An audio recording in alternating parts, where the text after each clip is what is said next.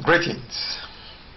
In Luke's Gospel chapter 2 verse 14, we read that the angels sang at the birth of Jesus, "Glory to God in the highest, and peace on earth, goodwill towards men." This makes the message in this book vital at this time of the year. Please log on to www.imagesinfos.com and read more. Click on the link Buy Now. It takes you to Barnes & Noble's, Amazon.com if you are in the United States or elsewhere, and click on Bertram's, W.H. Smith, Amazon.co.uk if you are in United Kingdom or Europe. Matthew tells us in chapter 2 verse 1 of his Gospel that the Magi, that is, wise men from the east, came to Jerusalem inquiring where he that was born King of the Jews was, that they may worship him. And in the same chapter, verse 11, he tells us that when they found him, they fell down and worshipped him and presented him gifts, gold, frankincense, and myrrh.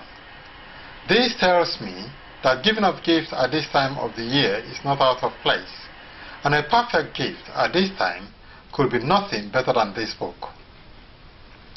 Please log on to www.imagesinfos.com and click on Buy Now.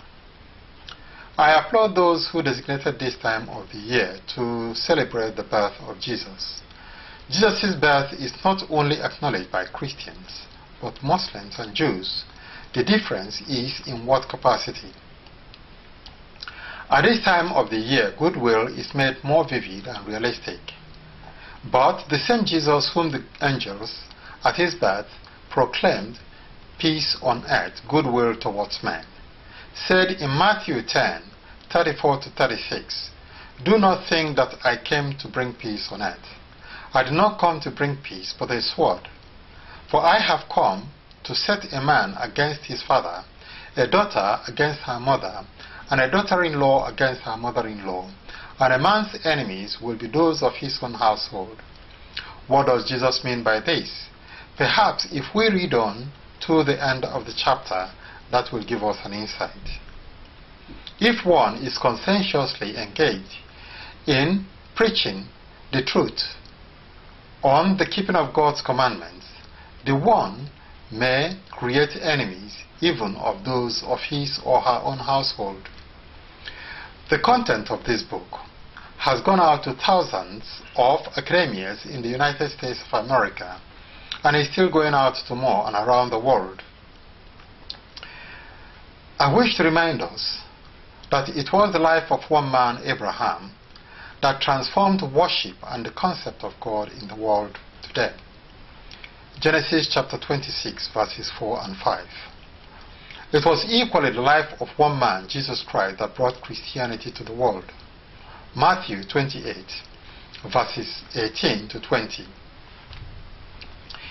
In the 16th century AD, one man, Martin Luther, brought about reformation and transformation in Christendom. It was also one man, Dr. Martin Luther King Jr., that transformed the relationship between the white Americans and African Americans in the United States of America and so the world.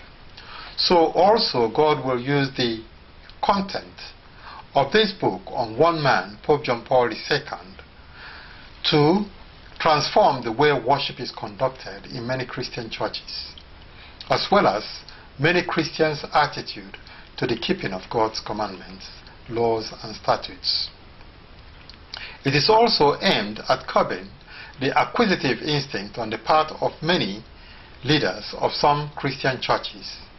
Another of its aim is to help transform the world and rid it of man's inhumanity to man. This book is intended to generate theological and philosophical debate among Christians, Muslims, Jews, world leaders, and the warring factions in some parts of the world. Therefore, what makes this book different from other books that have been written on Pope John Paul II is that it is not a praise singer, but of serious nature. As William Shakespeare writes in the prologue to his book, King Henry VIII, "I come no more to make you laugh, things that bear a weighty and serious brow. Sad, high, and working, full of state and woes, such noble scenes as draw the eyes to flow. If you are happy with what you heard and think others can benefit from it, please share link." So please log on to www.imagesinfos.com and read more. Click on the link Buy Now. It takes you to Barnes & Noble's, Amazon.com if you are in the United States or elsewhere, and click on Bertram's, W.H. Smith, or Amazon.co.uk if you are in the United Kingdom or Europe. Who is to be followed, God or man? You decide. Thank you.